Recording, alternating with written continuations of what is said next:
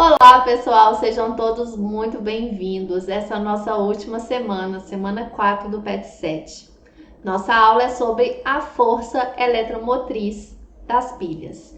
Mas antes da gente ir para a nossa aula, dá uma força aí, inscreve no canal da Escola Online, ative as notificações e, se você gostar da aula, deixe o seu like. Nos sigam no Instagram. A Escola Online tem muita coisa preparada para vocês e vamos cada dia preparar mais. Então, nos acompanhe lá no nosso Instagram. Certo, pessoal? Eu sou a Simone, professora de Química do canal Escola Online. Nossa aula inicia depois da vinheta.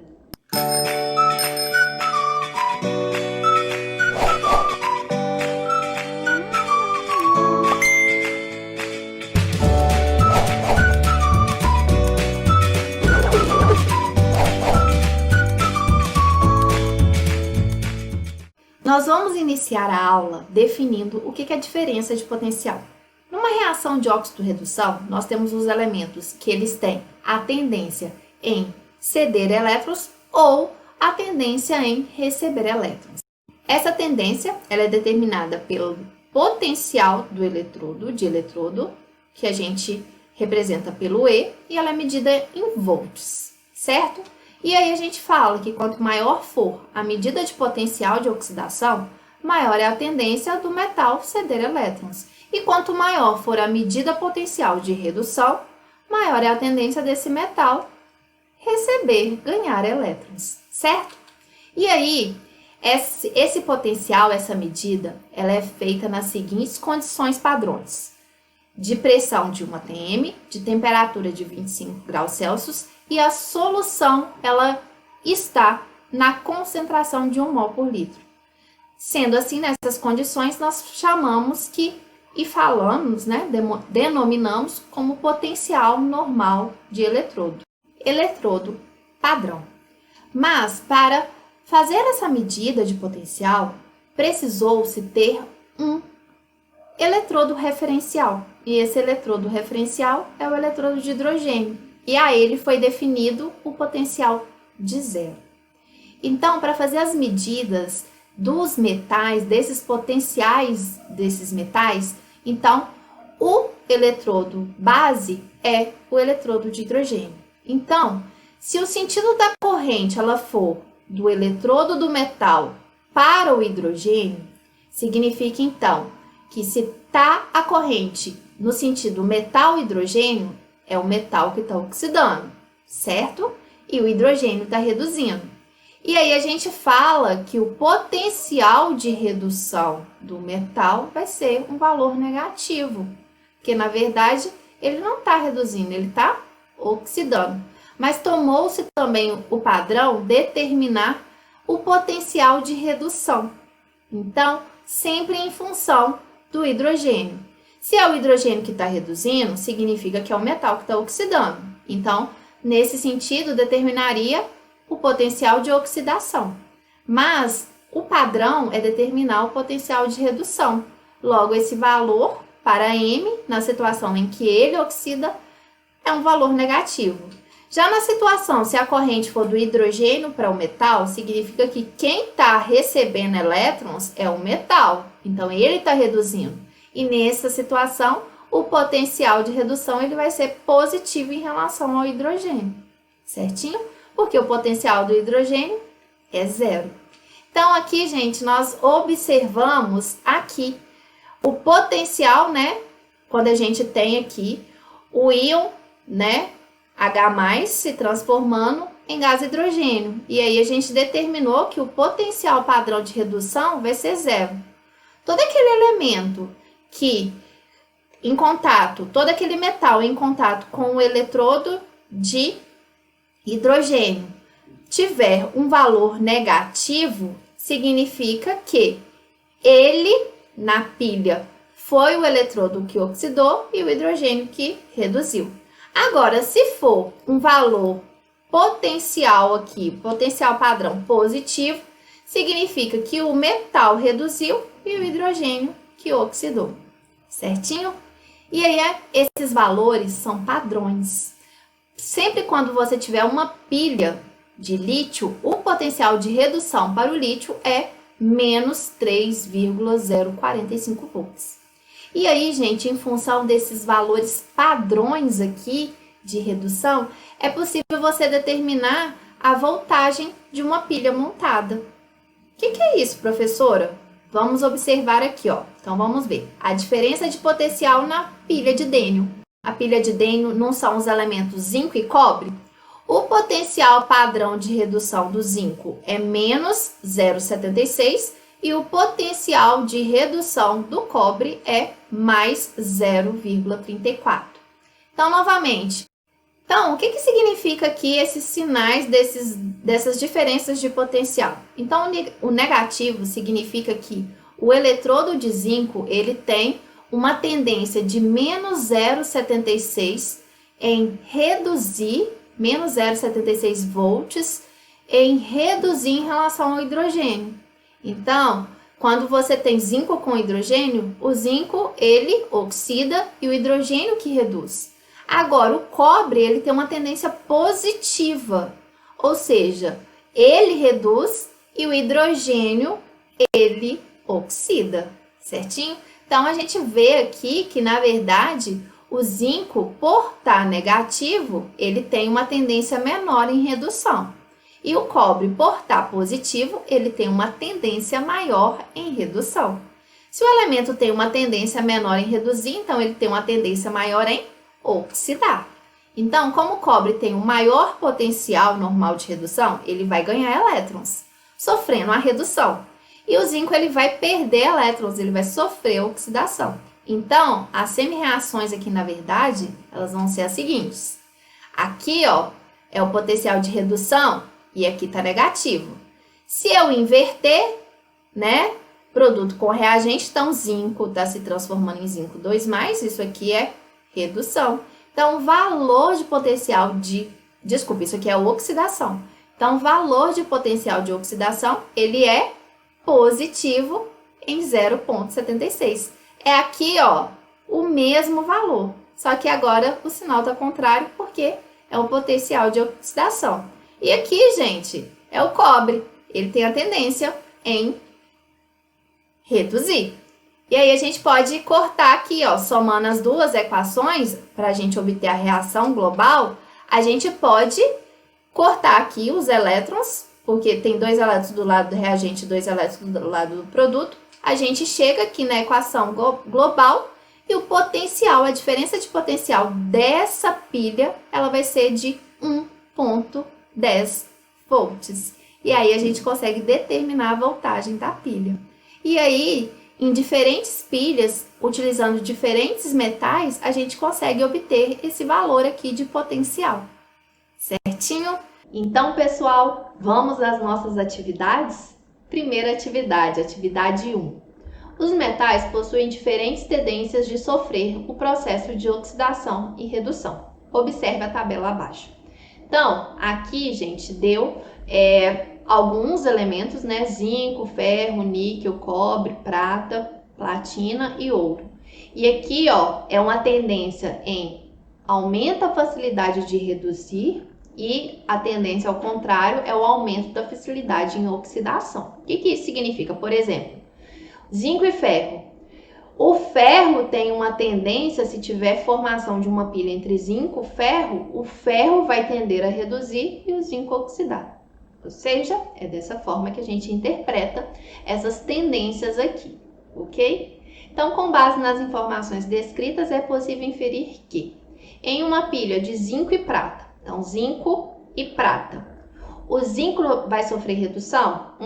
O zinco tem a maior tendência em oxidar, ok? Em uma pilha de chumbo e níquel. Então, gente, chumbo não tá aqui, né? Nessa informação. Então, a gente não pode, na verdade, afirmar nada. Porque pediu pra gente, com base nas informações descritas, né? É possível inferir. Nesse momento, a gente não pode inferir isso. Vamos ver se tem alguma situação que é verdadeira. O ferro possui maior tendência a ganhar elétrons que o cobre. Então, quem tem a tendência em ganhar elétrons? Quem recebe elétrons reduz. Então, ferro tem tendência em reduzir Em relação a cobre, não, o ferro tem a tendência em oxidar em relação ao cobre. E o ouro possui a maior tendência em receber elétrons. Sim, aqui, ó. O ouro, receber elétrons é reduzir. O ouro tem a maior facilidade de redução. Então, a alternativa correta é a letra D. Ok, pessoal? Atividade 2. Ao colocar um pedaço de palha de aço em uma solução de sulfato de cobre, um aluno percebeu que o material ficou de cor avermelhada e falou para os colegas: a palha de aço enferrujou. Explique qual o erro conceitual dessa frase. Então, pessoal, primeira coisa, enferrujar é um processo de óxido-redução. Mas o enferrujamento, o que ocorre? É o ferro metálico se transformando em óxido. Para que ocorra o processo de formar a ferrugem, precisa de ter contato tanto de umidade quanto oxigênio. E aqui, ó, quando você mergulha essa palha de aço nessa solução, não tem presença do oxigênio para que ocorra o enferrujamento. Então, na verdade, não está promovendo aqui a formação de ferrugem, tá bom? Ferrugem é resultado da oxidação do ferro pelo contato com o oxigênio, o que não ocorre nesse sistema, uma vez que a palha de aço está completamente mergulhada na solução. Ah, professora, então o vermelho não é ferrugem? Então é o quê? Gente, essa solução aqui, ela é de sulfato de cobre, né? O que a gente tem aqui na solução? Cobre 2+, que tem a tonalidade desse azul intenso. O que vocês veem aqui em relação à coloração dessa solução? Ficou um azul, né? Menos intenso. Algumas pessoas falam que isso nem é azul mais, é verde, né? Porque ficou uma tonalidade muito clara. E essa cor avermelhada aqui, nada mais é que cobre metálico. Então, o que está ocorrendo aqui é a reação de óxido-redução entre o ferro, né, da palha de aço e o cobre da solução. O cobre está reduzindo, se transformando aqui em cobre metálico, e o ferro está oxidando, indo para a solução, ok? Então, o que está ocorrendo? A solução de sulfato de cobre está ficando um tom mais claro, no início está mais forte, né? Um tom azul, com o passar do tempo a solução ficou mais clara, o material ficou de cor avermelhada, que indica a formação de cobre metálico. Então, o que ocorreu, na verdade, foi uma reação de óxido-redução entre ferro metálico e sulfato de cobre, formando sulfato de ferro e cobre metálico, onde houve a redução do cobre, aparecendo aqui a cor avermelhada. Certinho, pessoal? Vamos então para a próxima atividade, a atividade 3. Consulte o quadro da série de reatividades de metais e julgue os itens abaixo como C, né, correto para os corretos e E para os errados. Então, pessoal, vocês podem consultar, né, o PET de vocês, tem aí uma tabela com uma série de reatividades, mas para os elementos aqui envolvidos eu vou informar o potencial de redução de cada um deles. Então, o elemento bário é mais ativo que o cobre. Então, pessoal, o potencial de redução do bário é menos 90 volts e o potencial de redução do cobre é mais 0,52. Então, o que acontece? Quando a gente tem uma pilha, né, formada entre bário e cobre, por bário apresentar um menor potencial de redução, a tendência dele é oxidar, ok?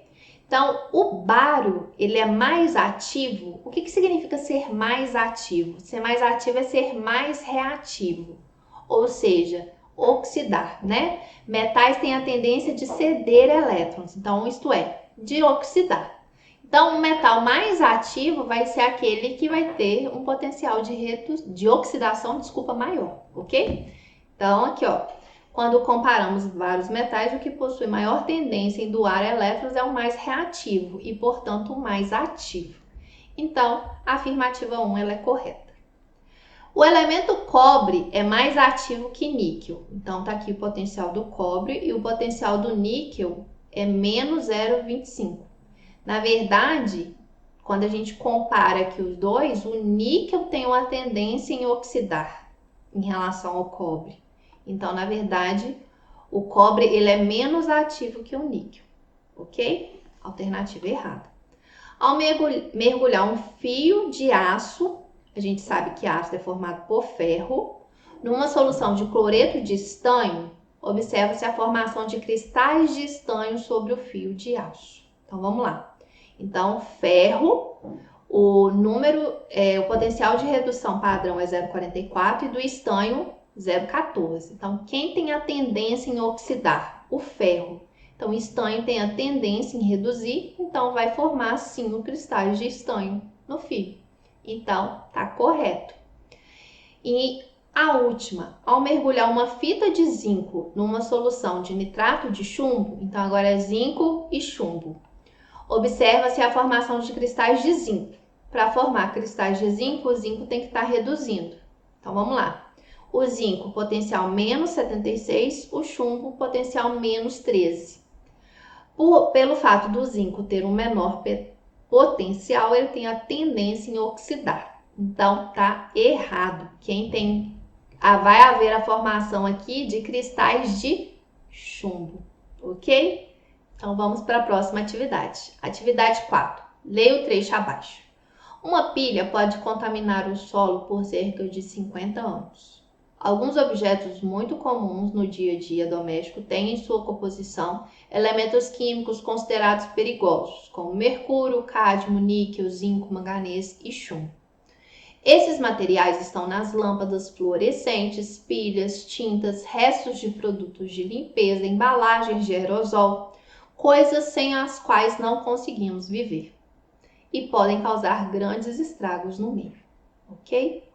E aí, pessoal, o título: a pilha pode contaminar solo por cerca de 50 anos. A gente tem que dar um destino correto para as pilhas, ok? Fica a dica. Hashtag Escola Online Indica. Então, pessoal, para a gente dar sequência aqui para identificar quais as alternativas que são corretas e quais são erradas, para todos esses elementos aqui, ó, mercúrio, cádmio, níquel, zinco, manganês e chumbo, vou apresentar aqui o potencial de redução desses elementos aqui, ok? Então, aqui o potencial de redução padrão para todos os íons dos metais referidos no enunciado. Então, vamos lá. Primeira afirmação. A equação global que representa pilha de zinco e chumbo é, então, zinco e chumbo.